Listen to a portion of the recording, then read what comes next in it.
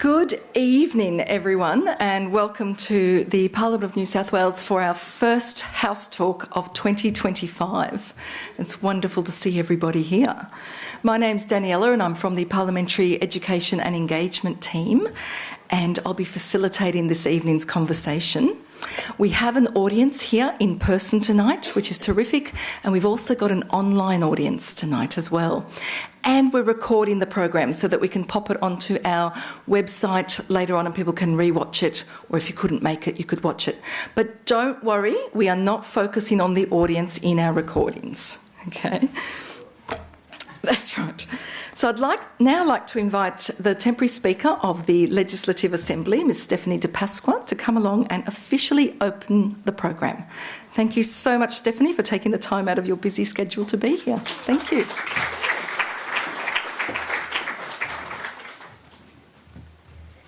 Good evening, everyone, and can I welcome you to the New South Wales Parliament. We're very proud of the New South Wales Parliament being the oldest parliament in Australia, so I want to welcome you all. Can I start by acknowledging the traditional custodians on the land on which our parliament sits, the Gadigal people, as well as the custodians of the various lands on which you all here and our online viewers come from.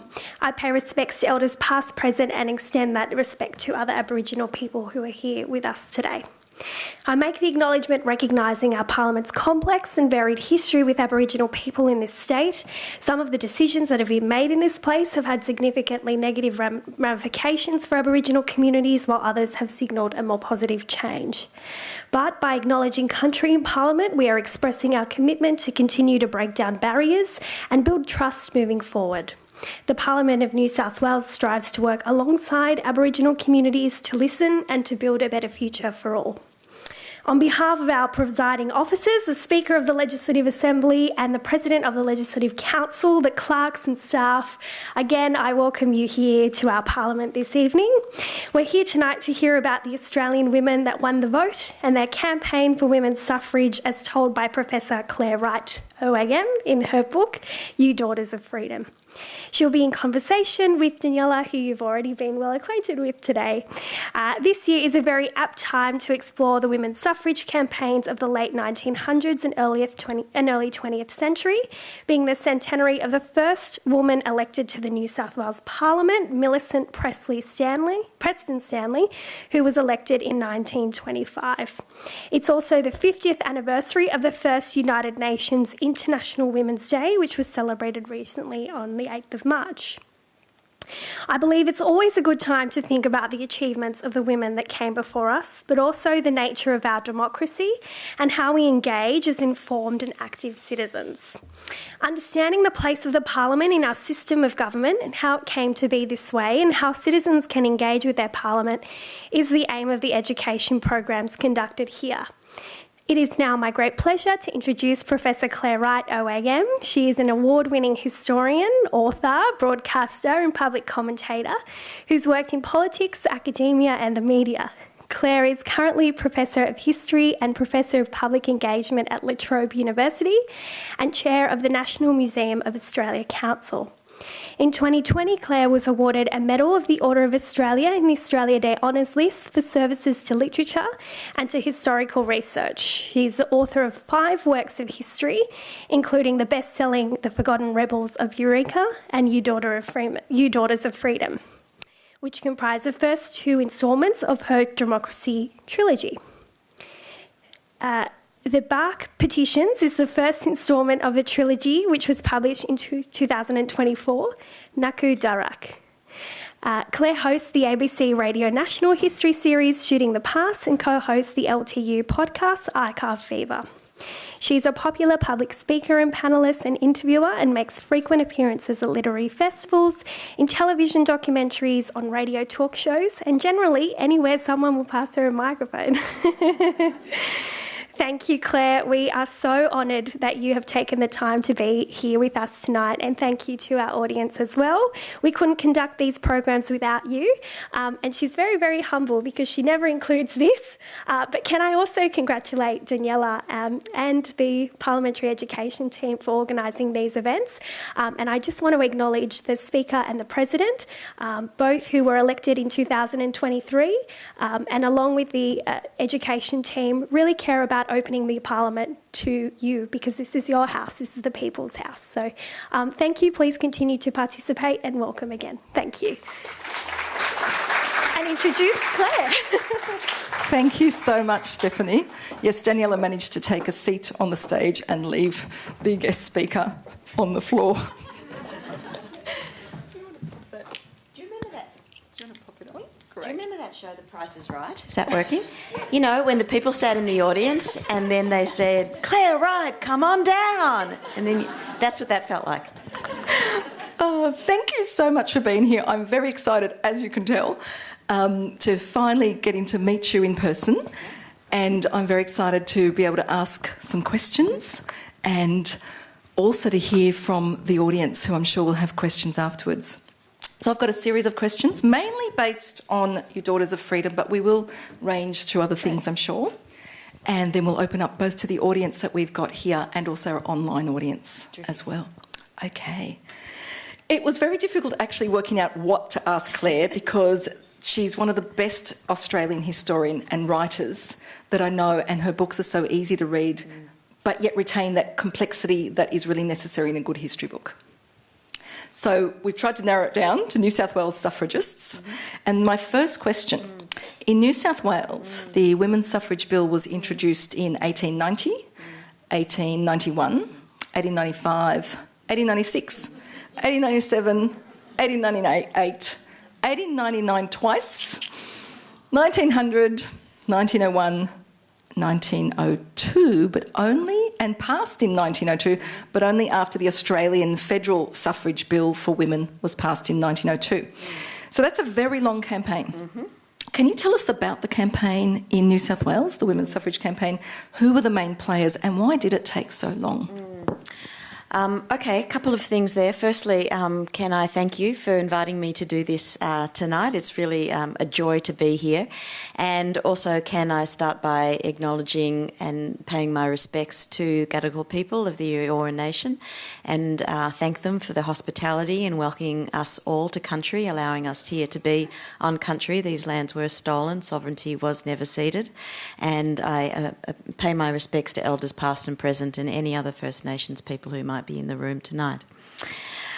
So, really long campaign. Not as long as the British suffrage campaigners. They started their campaign for suffrage in the 1860s and didn't receive partial suffrage until 1918, and then full suffrage until 1928. Not as long as the French women, who had to wait until 1945, or Swiss women, who had to wait until 1975. If you can believe it. And then, of course, there are women in some Middle Eastern countries, Saudi Arabia, United Arab Emirates, who have only had franchise rights in the last decade. So just to put that into some kind of context. So why was it such a long campaign? Well, firstly, your question, who were the New South Wales suffragists? Well, some of them you'll see from the great displays outside that you have from the Jessie Street Library. Rose Scott was obviously incredibly important. Mrs. Wollstonecraft was incredibly important. Louisa Lawson was part of the movement as well. There are a number of women. In some ways, none of them stand out as much as I'd say Louisa Lawson probably does, and Rose Scott obviously as well. But they're probably not as famous in suffrage terms as, say, the Victorian suffrage campaigner Vida Goldstein, who was really the leader of the Australian and Australasian, New Zealand as well, movement. And she became very much the spokesperson for Australia and New Zealand internationally. And then someone like Mary Lee in South Australia, or Catherine Helen Spence, the first woman to run for elected office in Australia in 1897 was Catherine Helen Spence. So there are women in the suffrage movement who probably have taken more of the limelight from New South Wales women, and also that's probably because it did take them so very long to get there. But like women in all of the colonies, they had been organising from about the early 1880s. I mean, my research into Forgotten Rebels of Eureka and the women in Ballarat in 1854 did show me that there were women who were advocating for the vote all the way back to the 1850s. They were largely had been women who had been active in the Chartist movement in England, whose original campaign was for universal suffrage, universal meaning men and women, and then the Chartists dropped the women part of that, figuring they'd have a better chance of getting men's franchise up if they stopped with this kind of ambit claim of the women too. And so there were women who were advocating as early as the 1850s in Australia, but there was no real organised suffrage movement until the late 1870s and early 1880s. And that's colony-wide in Australia, and that is reflective of the world suffrage movement as well, because, of course, this was a global issue. At the time, at the turn of the 20th century, it was called the woman problem, which it's a bit like, do you remember at the last election, the last federal election, that people said Morrison had a woman problem? Well, and we all knew that actually what he had was a man problem, and he was one of the men who was the problem, but a lot of the rest of his party were also problematic, as the Teal Revolution showed. But it was called the woman problem, and it was considered to be the greatest moral question of the age. A bit like Kevin Rudd saying that climate change was the greatest moral question of his age until he decided it wasn't. And so everybody around the whole world was trying to find a solution to the woman problem. And, of course, Australia got there first, and we'll talk a bit about that. So in the 1880s, when these groups of women were coming together, largely in the drawing rooms and kitchens and parlours of educated women's homes, women like Rose Scott, who held sort of soirees and gathered together like-minded women who were all trying to cut through and find a solution to this problem. And what was the problem? Well, the problem was that women were really, and this is a historically technical term, stuffed, because they had no control over the laws that determined their daily lives. They didn't have access to education, they didn't have access to divorce, they didn't have custody of their own children, they weren't able to own money, they weren't able to have bank accounts, so therefore they couldn't have businesses, although some women like publicans got around that in various ways, which was what my first book was about. And so, there were any number of problems that were facing women across the board, not just educated or married women, but across the board. Problems with domestic violence, problems with access to finance, problems with any form of economic security. And women couldn't change these basic conditions of their lives because they didn't have the vote. So the vote was seen as being the key that would turn the lock, that would open the doors to problem solving across the board. Now, one of the problems was, however, that they needed, in order to get the franchise, they needed to change the law. But they didn't have a vote, and so they needed to convince men who did have the vote, who were in Parliament, who did hold seats in Parliament, to introduce legislation that would give women the vote, that would enfranchise them, that would broaden the franchise. And so that's what happened in all of those years that you put up before. They had to get men on side. We might now call them male champions of change, but they were in their day called suffragists. Anybody who believes in and votes for women was a suffragist. You didn't have to be a woman to be a suffragist, just like you don't have to be a woman to be a feminist. And these men in the lower house would put up a bill and it would pass, because the lower houses were popularly elected and oftentimes they were dominated by progressive forces. And so to get through, and it did in all of those years that you were talking about there, that you enumerated off the top of your head, I noted, you weren't even looking at your notes. God, I couldn't do that. And then it would go to the upper house. But the problem was, and this was across the board in all the colonies, the upper houses were not popularly elected. They were still propertied houses. And so they represented the elite. They represented the old guard.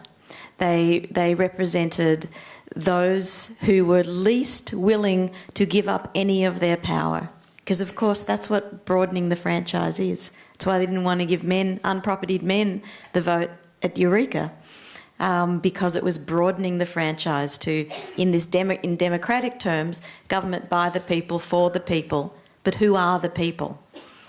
And so women were saying, hey, you know what? We're the people. And that meant that the men people were going to have to power share with the women people. And every single time those bills went up, and they were stymied, and they were stymied, and they were knocked back. So power protected power.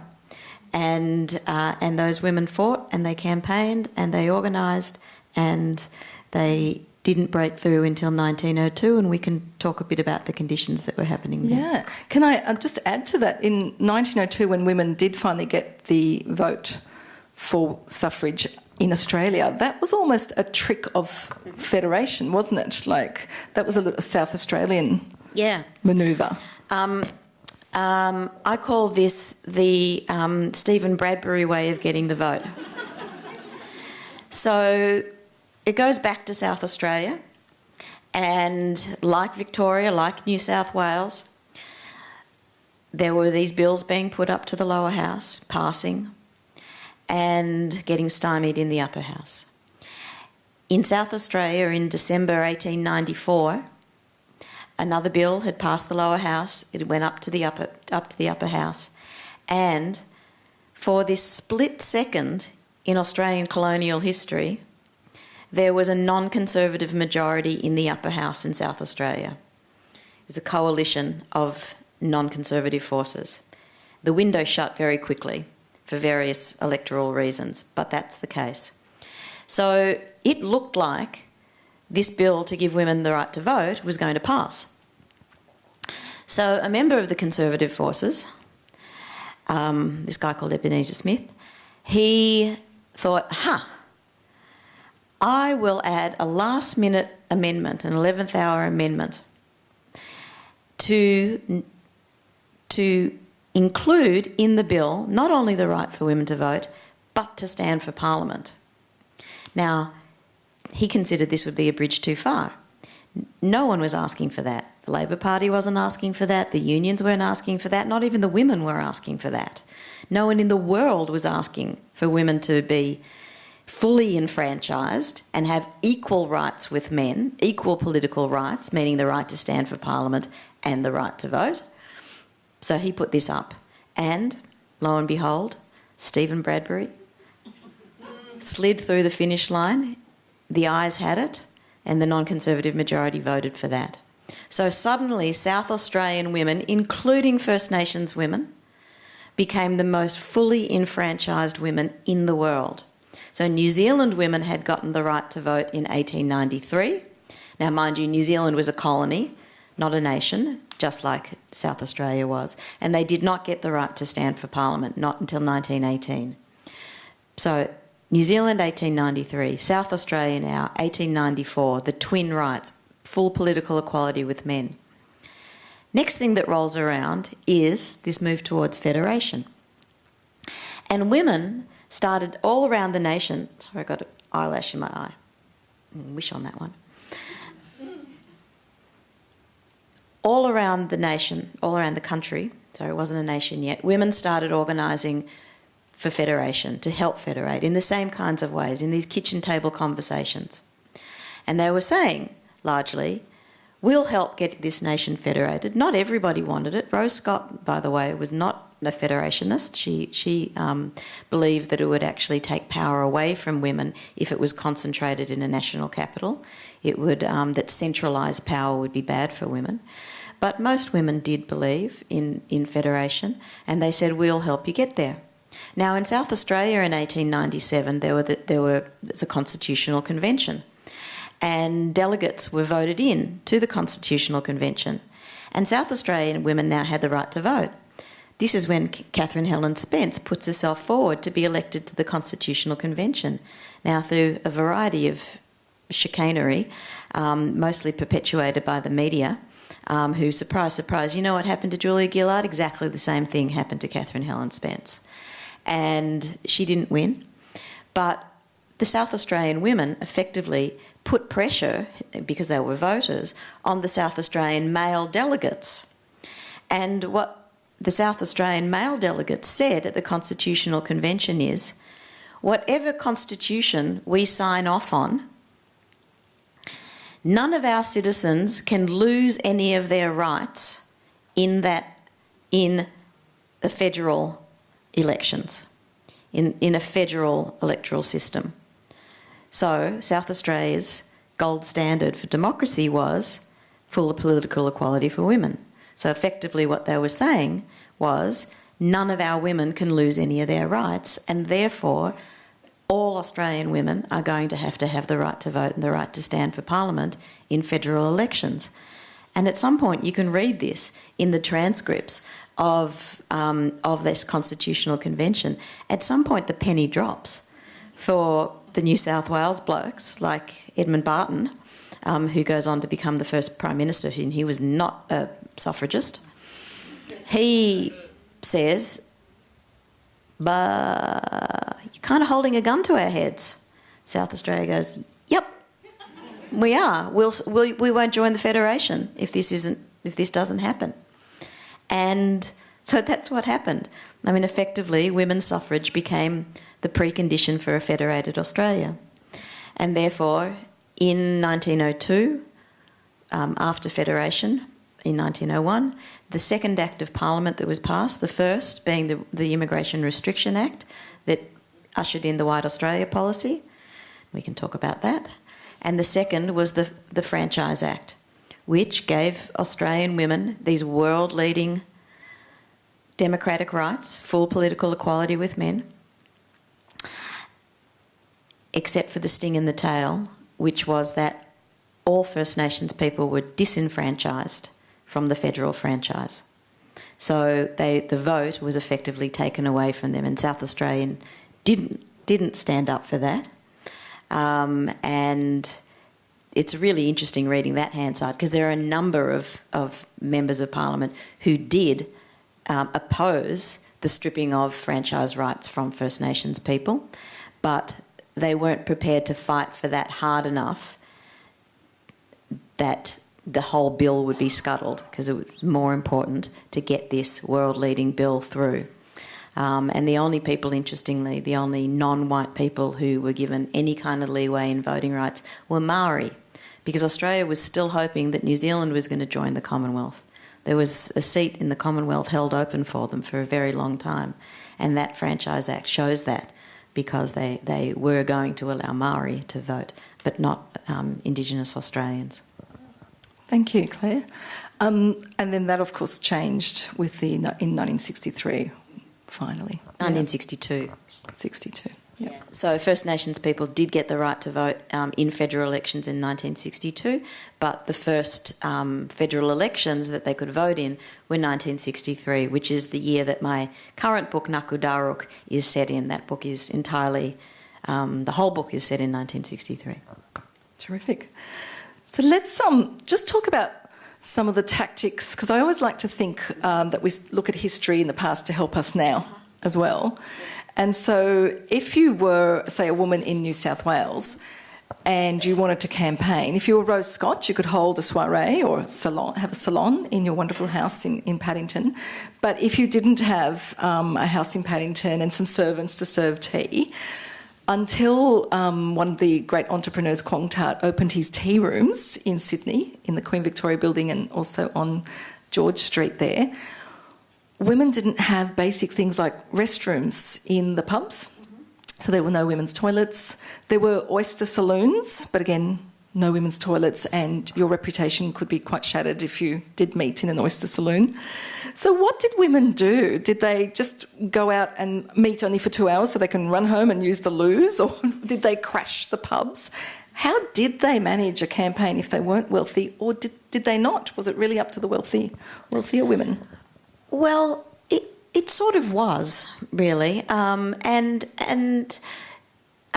just got to say, I was about to butt in before and rudely, and I stopped myself. There weren't women's toilets in Old Parliament House when Dorothy Tanguy and Edith Lyons were actually voted in. There were still not toilets. The toilet issue. Somebody should write a history of toilets. Seriously. When my daughter started playing, they started opening football to girls, the AFL football, and changed there weren't change rooms, there weren't toilets for girls at the footy ovals either. So then this is just in the last 10 years. Somebody probably has written a history of toilets, actually. So they did. They had to organise in these ways, but there are other ways in which they came together. So Louisa Lawson is really interesting, okay, because she was not a wealthy woman. She wasn't independently wealthy. She didn't come from a rich background. She came from Mudgee, yeah, and she's still far better known as Henry Lawson's mum than all the incredible things that she did. And she effectively left her husband, who was a bit of a ne'er-do-well, and left the Mudgee and came to Sydney with her children, and she was attracted to spiritualism. And the way that she became drawn into feminist politics was through spiritualism. And so spiritualism, are people familiar with this late 19th century concept? These are sort of, we might now call these things kind of New Age sort of philosophies or New Age spirituality. At the time, they were actually sort of quasi-political philosophical political societies. But Alfred Deakin, who did, of course, become the Prime Minister, he was a spiritualist, and many of these progressive movements were all working together. And one of the things about spiritualism and also Christian Science, which Vida Goldstein and her family were Christian scientists, many of them were very female-led. So you didn't have to be, like in Christian Science, which was begun by Mary Baker Eddy in America, the idea of ministering to people, to a flock, they were very religiously based and Bible-based, but the idea of the ministrations weren't done top-down from a man. Women could become the ministers. They were faith healers. And in spiritualism, which was essentially connecting with the dead through various means, through seances, through Ouija boards, through autonomous writing, a number of ways in which the living could talk to the dead. Women were very often the mediums in that as well. So it gave them this kind of power or agency to make change and to heal and to be powerful. And a lot of women met through those groups as well. Now, they weren't necessarily educated women, so but they could be. So I'm just suggesting these are places where some of the class structures did break down. And then, of course, there wasn't a monster petition like this in New South Wales, like the one in Victoria, that was presented to the Parliament in 1891. 30,000 signatures were collected by Vida Goldstein and her mother and other suffrage leaders who went around town to town, suburb to suburb, very much going through all of the slums of Melbourne and talking to the women who would come to the door and getting them to sign the petition saying they wanted the vote. Because one of the things that very often a premier, in this case in Victoria, the premier at the time said, all right, well, if you want this bill to go through, I will see it through, I will back it, if you can show me that most women want this, that this isn't just the elite, this isn't just what was a very big put down at the time, the blue stockings, meaning the educated, single, spinster, wowser. Can you think of any other? Cat lady. There you go. Cat ladies, or what we might now even, cat ladies, Karens, doctors' wives, all of the terms that are used to trivialise, vilify women who are trying to have a say, essentially, trying to have a voice.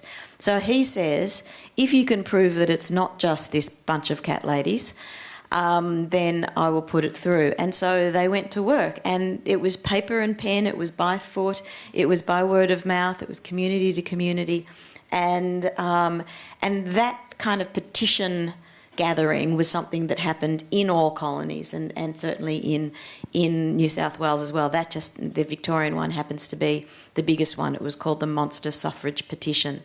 It still didn't get up. It didn't. And not till 1908. Not till 1908 did Victorians get the vote. They were the first to put a bill forward, and the last to actually get the vote. They were very bloody stubborn, that upper house in Victoria. So there are many ways, and it's important to note that men were part of this as well. And I think that why it's important to note that men were part of these spiritualist societies, that men were part of these gatherings. Just as do you remember when Cathy McGowan started the Voices of movement and the Voices from Indi? I mean, and she wrote a book about how to do this because she was so successful. And I've read the book, and it's essentially straight out of the suffrage playbook. I talked to Cathy about that and said, were you kind of cognizant of the parallels? And she said, yes, sort of. It just seemed to be how women do business. And it is how women do business. They do it by talking. They do things communally. They do things by getting together.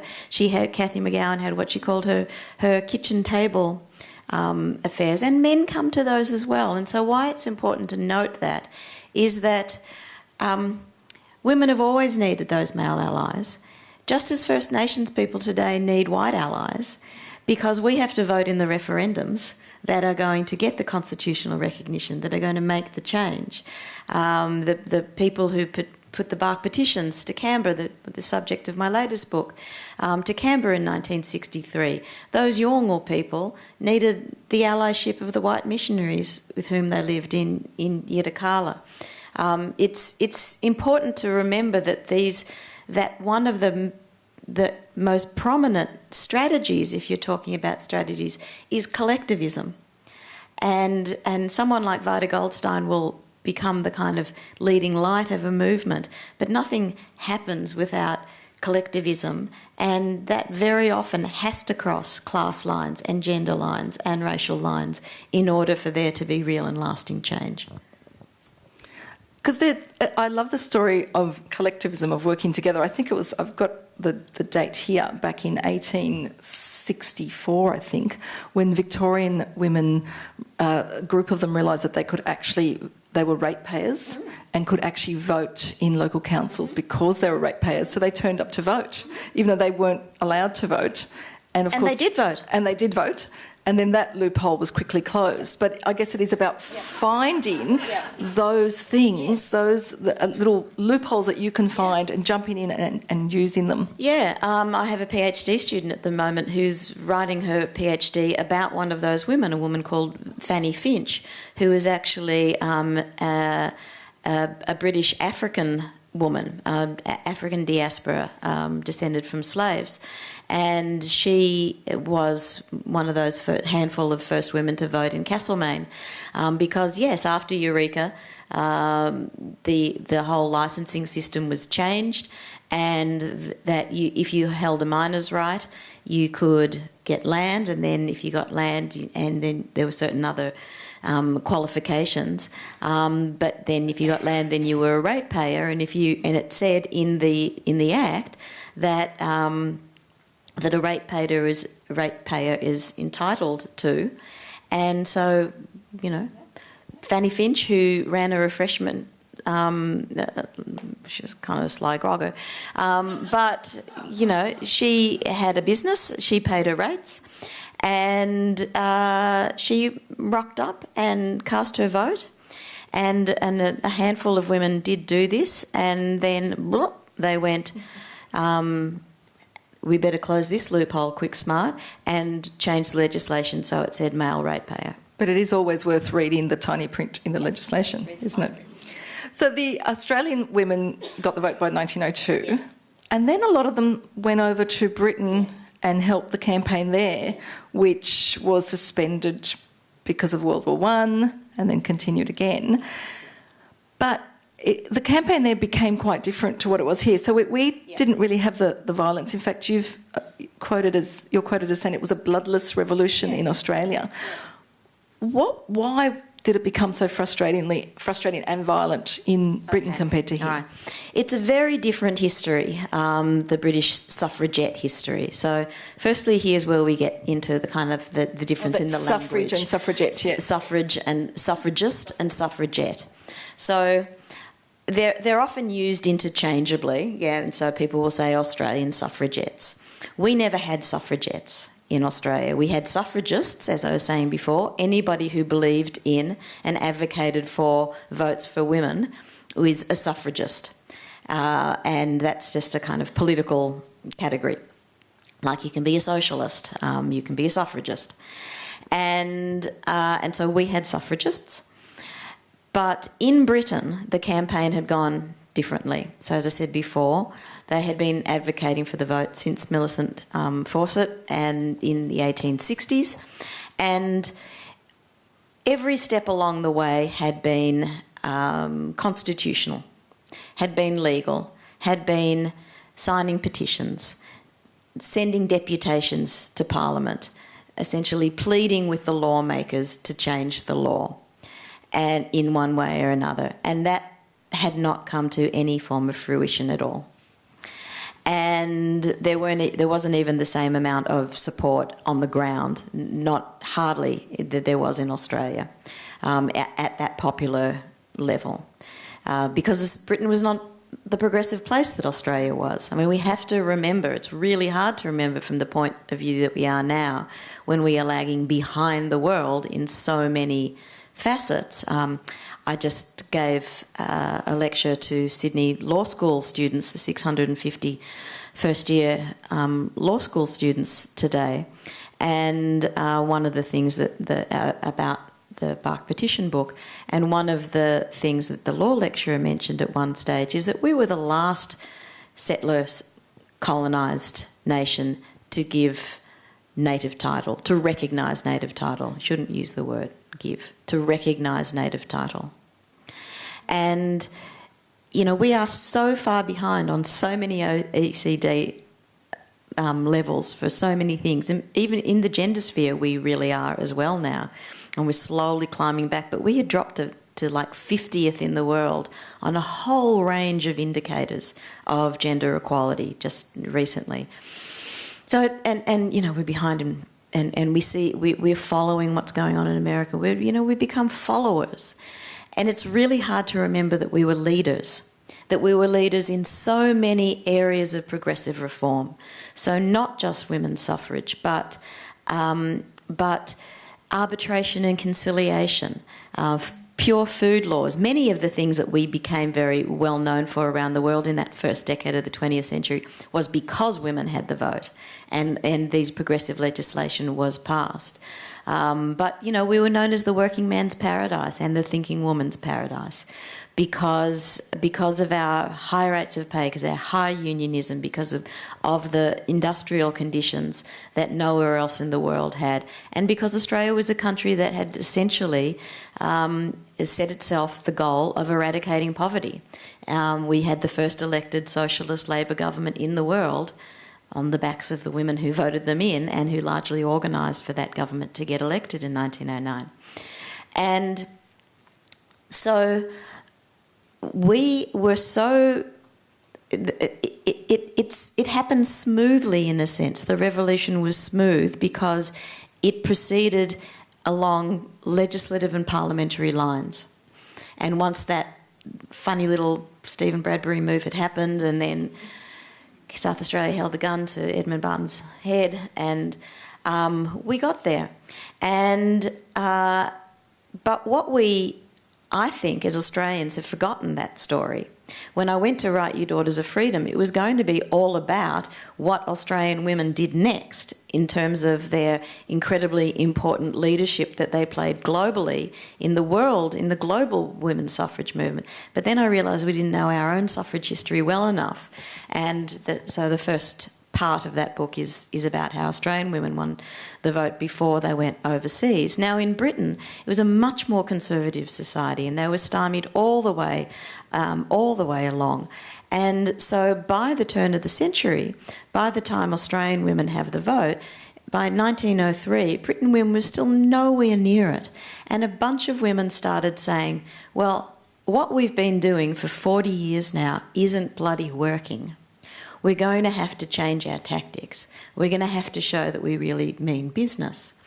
And the Women's Social and Political Union was started up by someone whose name is probably more familiar to you than most, the Australian suffragist Emmeline Pankhurst. So Emmeline Pankhurst starts that up. You know, she's a rich, educated woman, but she draws in adherents from all walks of life, all parts of England.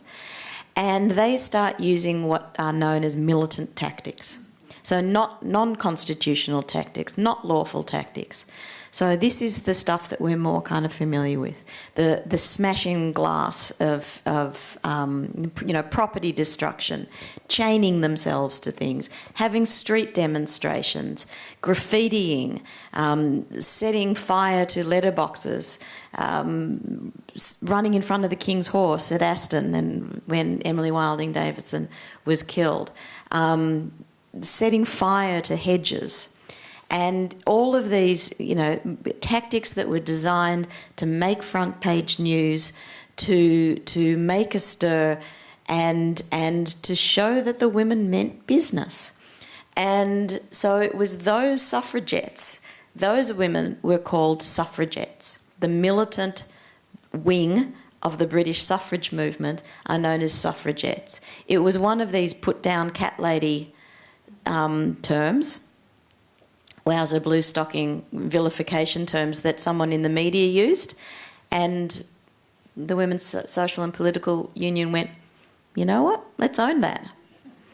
And, it's a bit like, can't say lots of the nasty language things, that people reclaim and have power behind. So they started calling themselves the suffragettes.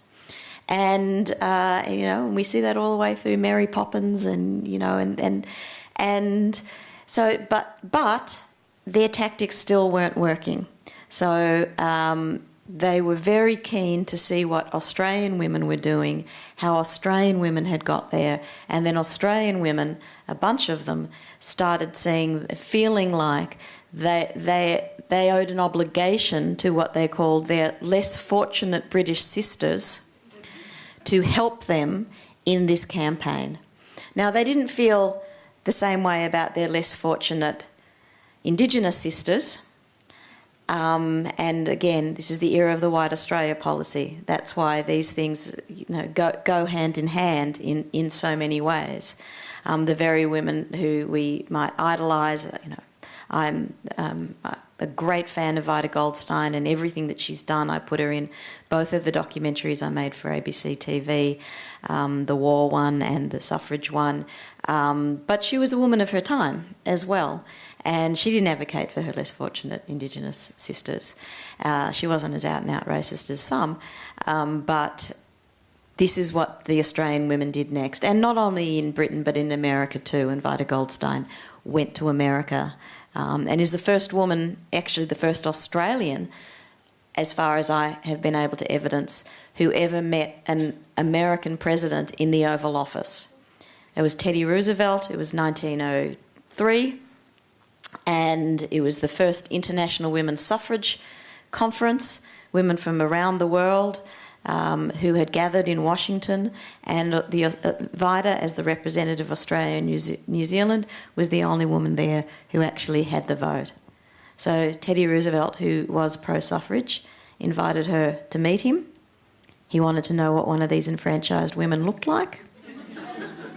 Because part of the argument of the anti-suffragists, and they were vociferous, was that women having the vote would, quote, unsex them. They would become manly. It would be the end of the family. They would stop having children. All they would want to do would be to beat men around the head with umbrellas, if you believe the cartoons and the caricatures in newspapers. So he invited her to come because he wanted to see like where the horns were growing out of her head, or she had a tail coming out between her bifurcated skirts, which she didn't. She didn't wear a bifurcated skirt. She wore a full Edwardian dress, and so he met her, and he said he said, "I've got my eye on you down there in Australia." He said what he thought Australia was providing the world was, in his words, a splendid object lesson. It's quite possibly the first and last time an American president has shown that much interest in anything Australia was doing. That's a terrific story, isn't it? I think that's one of the things I really value about history is that discourse, that we can look back at those women and those men and think they did have flaws. They were flawed. They didn't fight for their brothers and sisters who were worse off than them, but they did still achieve things, and we have been the inheritors of that. Absolutely. And what I'd love to know from you as a historian and a writer is, how did you discover not only your love of history, but how to write about it? Because you do write about a book like this. I've read a lot of history books, and a lot of them are very boring, and you fall asleep, and you had this wonderful interest, and you start to read it, and are no longer interested. That is not the case with Clare's books. How did you, first of all, fall in love with history in order to be able to write about it, and how did you manage to, create the narrative in your writing and the interest? So I basically was just a really super dorky nerd of a kid, and I fell in love with history in Year 12. I fell in love with history as soon as I was let loose in the archives, which happened in second half of Year 12. We had to do a research project where we set our own question and then used archival sources to answer that question. And in the September school holidays, when the sun was just starting to come out in Melbourne and my friends were doing fun things, I spent those 2 weeks secreted down in the bowels of the State Library of Victoria, burrowing away in boxes of archives, trying to answer the question that I'd set for myself, which was, how did the Yarra go from being a babbling brook, quote, to a fetid cesspool within 2 decades of European settlement? And I really was hooked. I mean, it really was the archives. Some of you might know I have a podcast called Archive Fever, which we're about to start recording our 7th season. So there are a lot of other nerdy dorks who love archives out there. And it's really all about the love of the research process, the thrill of the chase, the feeling that you get in your body when you are on the hunt for the clues that are going to answer the questions that you have put to the archive. And that's really all she wrote for me. I did start arts law. I dropped out of law after the first year because I think one of the things, I was a very curious child, and one of the things that I liked about history was that when you ask questions and then you go to the archives looking for the answers, they just provided more questions. It was kind of a constantly digging this rabbit hole. Whereas one of the things about law, it seemed to me, that lawyers did was that they were trying to prove a case. And so they were collecting evidence that was going to prove guilt or innocence. And so they already were prosecuting a line, and then they were looking through the research for something that would demonstrate what they already knew or what they were trying to prove. They might know that the thing that they were trying to prove was false, but they still had to prove it because that's what their job was.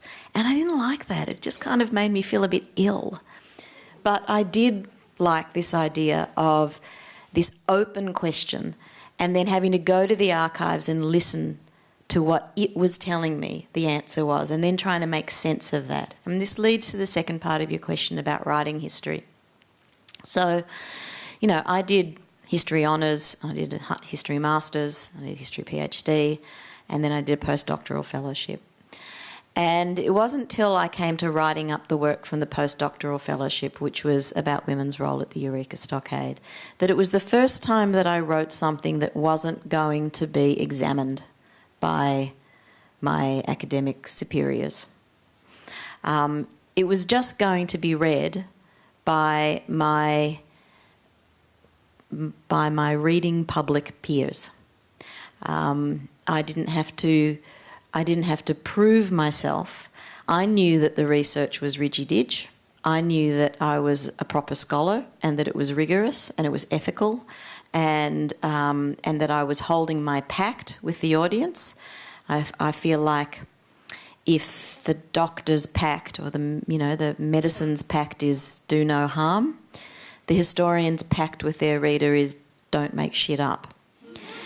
And I knew I was doing that. Everything that I had said could be evidenced, and that if I ever was speculating about something, I would let my audience know that by putting a question mark at the end. Is it possible that Mrs. Plum was in the drawing room with the candlestick when the fatal blow occurred? That is letting your audience know that you don't actually have the answer, but you probably done enough research that even putting the question out there is suggestive of it. So when I came to writing The Forgotten Rebels of Eureka, it was the first time that I could have fun with my writing. And what I wanted to do was do the exact opposite to what you just said before. I didn't want to put people to sleep. I wanted to keep them awake. I wanted to have that power that a novelist has. You know, when you're reading a really great novel and you know you should turn the light out and go to sleep because you've got to get up and get the kids off to school the next morning and feed the dog and take the car in to get its back headlight that was smashed in fixed. I don't know where I got that from. But you can't switch off the light because you just have to know, you just want to know what happened next. I got to know what happened next. And I wanted to write history where the reader desperately needs to know what happened next. And so for me, that's storytelling, that's narrative. And in order to want to know what happens next, we also need to care about the characters that we're learning about. So instead of seeing these actors in history, these people who are coming up in the archives, these people whose lives I was researching as being historical protagonists in a way, I saw them as characters, not characters I was going to make things up about. It's actually the Forgotten Rebels of Eureka is being developed into a television drama series with Hollywood producers, and it's fun. And the thing about it is that, and I'm in part of the writing team, is now we can make things up because it's drama. Okay, so I can put two people in a room together and make them have sex, or I can put two people in a room together and make them have a big fight that I don't have any evidence for, but it's probably going to add to the drama and to the and so I'm not making drama up in my books, but I have this sense of story, of wanting us to care about the characters, what happens to them. So therefore we need to know what their motivations are. What are their expectations? What are their hopes? What are their aspirations? What are the things that are getting in the way of them realising those aspirations and those hopes?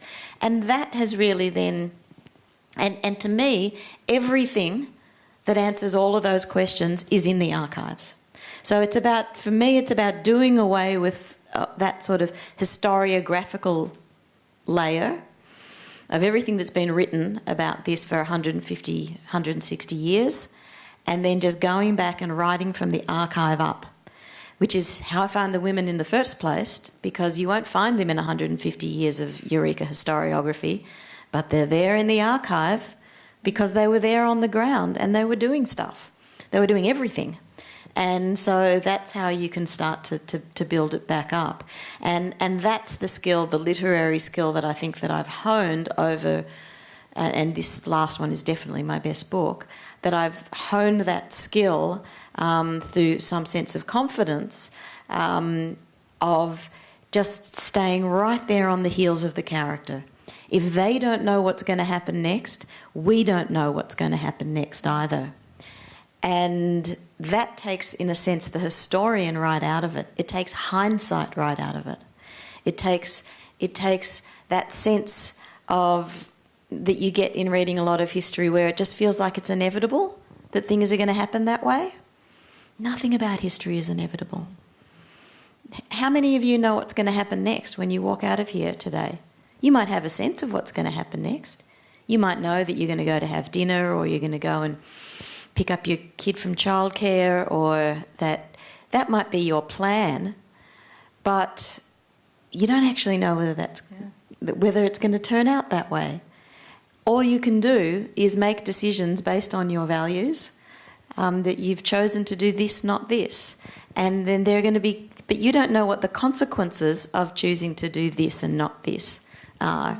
And that's what I think gives the sort of some of the drive or the dynamism to this trilogy of books now, the Democracy Trilogy, is that sense of contingency rather than inevitability, which now that we're watching what Trump's doing in America, there's nothing about democracy that's inevitable, and it's what we know now is it's all entirely contingent. Yeah, that's terrific, because we often think of history and democracy and politics as, we think of it as in an abstract thing that is the way it is, as opposed to people having such agency over it.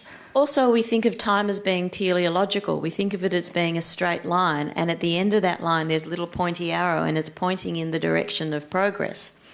And what we know, particularly when we look at democracy, is that that's not actually true. You keep having to be defenders of rights. You have to advocate for rights, and then you have to defend those rights. Now, you know, there are certain things in the Youth Orders of Freedom, like those women who are advocating the vote, Emmeline Pankhurst, Vida Goldstein, all of the characters who are in this book, and this book follows 5 women. 3 of them are New South Wales women, Dora Montefiore. Louisa's not in here, she's in my documentary, Utopia Girls. Dora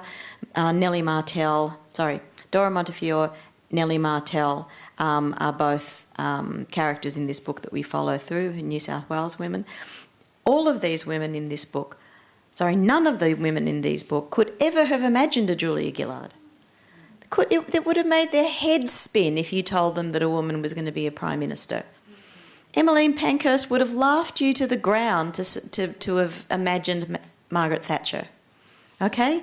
And yet, we're still fighting for many of the same things they were fighting for, like, equal pay. Okay? We're still nowhere near that. They were fighting for women being safe in their own homes, safe from domestic violence. They were fighting for women having body sovereignty, control over their own bodies. Do we have those things yet? No. So, so time does not go in a singular direction, and now we're watching so many of those rights that they did fight for, that our foremothers and forefathers did fight for, and they did win, and now they're being rolled back. So we're a lot more like the past, people in the past, and they're a lot more like us than we tend to think when we read history books that are much more abstract. I'm wondering now, because I'm looking at the time, and I'm wondering if anybody here has some questions. Because I've got more, but I'm going to stop asking the questions. And we've got some, I've got Cameron with a mic here, and I've got a question at the front, Cam, and then another question, and I reckon we'll probably get one more. So we'll probably get these 2, and then a question at the back. So, lovely. Cameron, we have a question right here. Do you want to ask this question first? Yes, I do. 1, 2, and 3.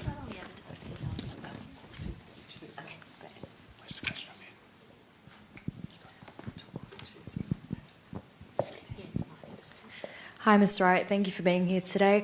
In my early 20s, what advice do you give women in the future who hope to make a difference in the law field and the political field? Okay. That's a great question, and thank you for being here. And thank you for posing that question. It's one of the main reasons that I made the Utopia Girls documentary, which screened on ABC TV in 2012, after about 8 years of me trying to convince the ABC that this was an important topic. But they were saying, but who would watch a documentary about women? And I was saying, well, maybe it's not about women. When you make documentaries about building the Sydney Harbour Bridge or prime ministers or war, do you say it's a documentary about men? Anyway, I digress. One of the reasons that I wanted to make that so badly was to give young women the message that if you see something that looks like an injustice, then you have to fight against that injustice. That nothing is ever given. And that's why I was careful with my language before about saying that giving native title. And I will also, you'll never hear me say Australian women were given the vote in 1903. They were given nothing. They fought for the vote. They won the vote. The language is really important. And so I wanted young people to understand that it wasn't inevitable. It seems like it now. It seems crazy now that women didn't have the vote, yeah? Like, it just seems like it's natural that should happen. But nothing is natural. Everything is historical. Everything is about change. And the only way things change is because people make change, because people make history. And I wanted young girls and young women to know that those young women in the past, and the suffragists were by and large very young.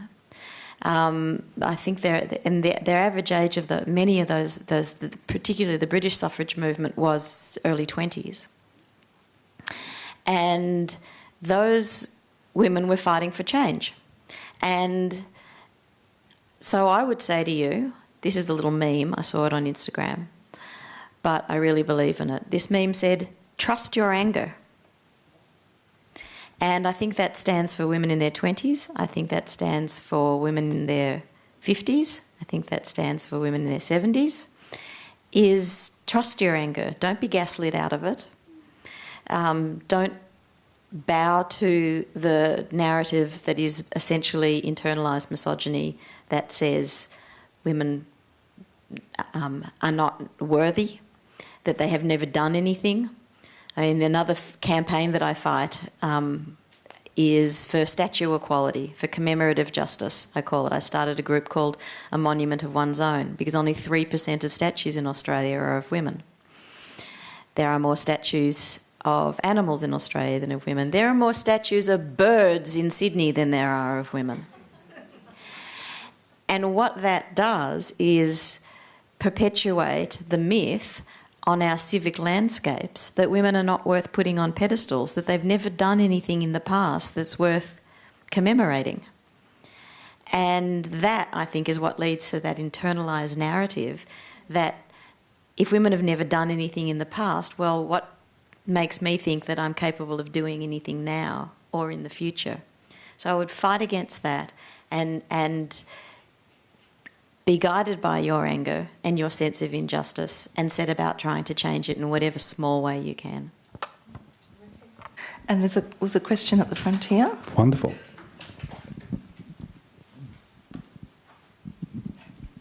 Comment and a question. You asked, was there a history of toilets? Yeah. Can't comment on that, but there is a history of shit. It's written in French. Dominique Laporte. L'Histoire de Mère. Yes, brilliant, brilliant, brilliant book. My question is, you think about women a lot, as do I. Since I've been a teenager, I've tried to fathom misogyny. I just can't believe what we've had to put up with in the last few weeks. What is the explanation? Is it women's superior capacity for orgasm? Is it lactation? Is it our history with medicine, botanical medicine? What? Oh God, that's too big a question to answer. But I do think it essentially comes down to fear of women's power. I think that is something that can be historically documented. There was a wonderful exhibition at the National Museum that was called Feared and Revered a couple of years ago. It was items from the British Museum, and that went through, back to classical times, documenting the ways in which women's power has been both feared and revered, and I think that we still see that. And what men, and I'm not going to use that, not all men. I don't mean individual men, many individual men, but I mean patriarchy more specifically. So essentially the institutionalised male power is most fearful of is losing that power.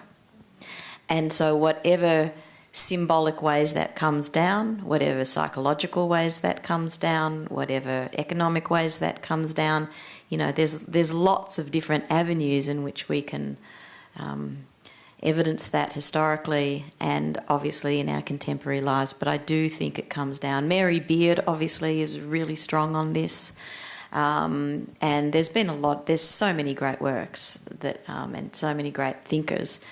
Simone de Beauvoir was, this is not rocket science, and I'm certainly not the first to say it. But I think from my study of history, power and particularly power sharing is one of the things that is most feared by patriarchy and therefore most strongly policed through sexist practices and misogynistic ideas. Thank you. And there was a question at the back, almost the back. Yep.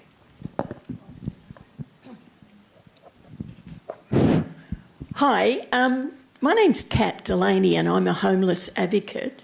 So I have a bit of a two-part question. You said history is progressive, and I kind of live by past history predicts future history. And as a homeless advocate, the highest statistic of homelessness is women over 55. And these are the numbers that were the pioneers, that were the ones in the 50s, in the 40s, doing all this post-suffragey, but still out there trying to make it. They're now the ones suffering the most. I didn't hear the question in there, but I certainly agree with the sentiment. And again, trust your anger. It should be angry about. I'm a woman over 55, there for the grace of God. What I was saying, though, is I'm always saying history is not progressive in that way. I don't ascribe to the idea that history bends towards the arc of justice. I think that there's a lot of evidence that that is not the case. And as you're saying, absolutely. Older women who should be reaping the benefits of the labour that they have put into society and family and relationships are, as you say, structurally the ones who are most often victims to the harshest elements of it. I'm also terrified by the recent evidence that shows that young men, today's young men, are far more sexist and misogynist than their father's generation. And if anybody has seen that series Adolescence that's on Netflix at the moment, I just watched the last part of it last night. It's extraordinary. And it has started all sorts of conversations in Britain, and no doubt will here as well. It absolutely ties in with Jess Hill's quarterly essay that's about to come out about primary prevention of domestic violence, and obviously domestic violence and women's homelessness go hand in hand in so many ways. But the fact that young men now are more sexist and more violent towards young women. The statistic that often is now shown that 50% of girls will say that they are fearful of going out alone with a boy their own age. And I mean, you know, this shows what I'm saying, which is that history does not bend towards an arc of progress, and that we have to be constantly vigilant about what we have won and not believe that it's there and it's in the bag. But the empire fights back. Thank you. Look, thank you for those questions. We are coming to the end of the evening, but I've got to say, I think that's the absolute beauty of history that's written with such deep respect for the audience, but also such deep respect for the characters, for the history itself, and then the synergy of it being here in Parliament House, because as citizens, we've got a lot of work to do, haven't we? But I think we have a lot of inspiration from the past, and we've got a lot of experts, both Claire and the people amongst ourselves as well, that will get us there. It's not a perfect world, is it? It is, and just to end on that note, we are here in Parliament House and we are talking about enfranchisement, and we are going to have one of the most powerful tools that we have at our disposal, fought for 50% of the population who are women, fought for by these women. We are going to have that at our disposal within the next couple of months. We do have an opportunity to vote. We do have an opportunity to hold power to account, and I think that we must never take for granted that we have that right. And I always look back when I was a history teacher. I had Year 9 history students and the bottom class, of course, and right in the back, one girl put a hand up and said, "Oh, Miss, will a chick ever be Prime Minister?" And that was in 1999. And I said, of course, thinking to myself, gosh, I hope so one day. And it has happened. We've had female premiers as well. And I am a hopeful person, but I think that hope can only come with hard work. And I think all of us here are up for that. So let's give Claire a round of applause. Thank you.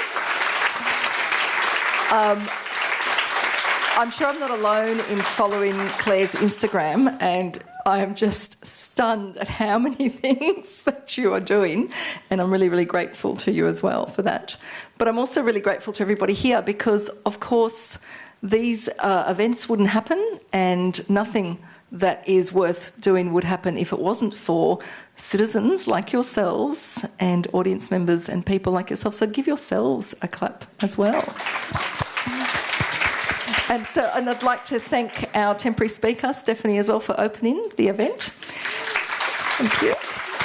And before we let you out into the night to enjoy the rest of your evening, I'll just let you know that we will send out a survey to find out whether this was the kind of program that you'd like to see more of at Parliament House.